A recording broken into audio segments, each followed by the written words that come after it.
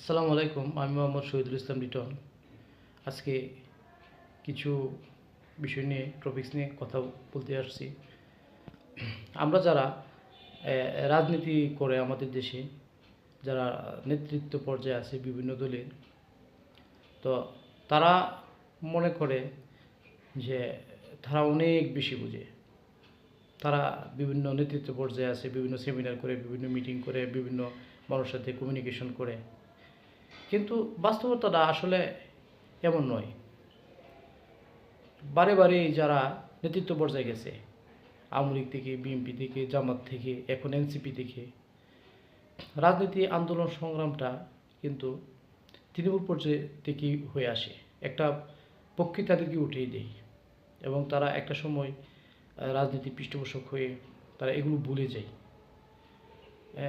এবং মনে করে যে আমরা যা বলতেছি, আমাদের সাথে আগে যারা ছিল তারা বোধহয় এই পর্যায়ে আসছে। কিন্তু প্রেক্ষাপট চেঞ্জ হয়, তারাও তাদের লেভেল চেঞ্জ করে, তাদের উঠা বসা চলাফেরা চেঞ্জ হয়। তো তারা এই কমিউনিকেশন বিচ্ছিন্ন হওয়ার কারণে তারা অনেক কিছু প্রেক্ষাপট বুঝে না, তাই সবাইকে এক ধরনের বোকাশোকা মনে হয়। কিন্তু বাস্তবিক প্রেক্ষাপটটা এমন নাই। তাই আমাদের এই দেশে বারে বারে গণ অভ্যুত্থানের প্রয়োজন হয়, বিভিন্ন আন্দোলন সংগ্রামের প্রয়োজন হয়।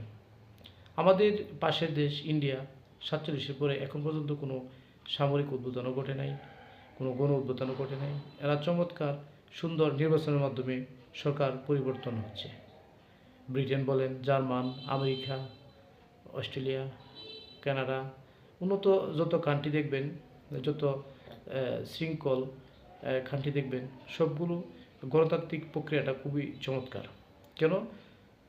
তাদের জনগণ সচেতন, তাদের অধিকার আদায়ের মানুষগুলো সচেতন এবং তাদের নেতাকর্মীগুলো প্রতারণা বা ফ্রড আশ্রয় গ্রহণ করে না। তারা যেই জনগণের যে কারণে তাদেরকে যেই প্রয়োজন তাদেরকে নেতা বা দায়িত্ব দেয়, রাষ্ট্রের উচ্চ নীতি নির্ধারণ পর্যায়ে দেয়, তারা তাদের দায়িত্বে অটল থাকে। তারা নীতিতে আদর্শে দুর্নীতিমুক্ত সমাজ গঠনে অটল থাকে। তাই তারা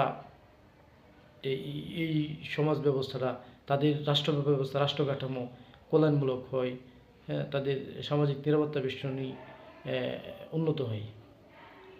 তো আমরা বারে বারেই এদেশের মানুষ প্রতারিত হচ্ছে এবং এদেশের মানুষের সবচেয়ে বড় সমস্যা, রাজনৈতিক দলগুলোর সবচেয়ে বড় সমস্যা প্রতিহিংসা পরায়ণ, যেটা আমরা অতীত থেকে দেখে আসছি।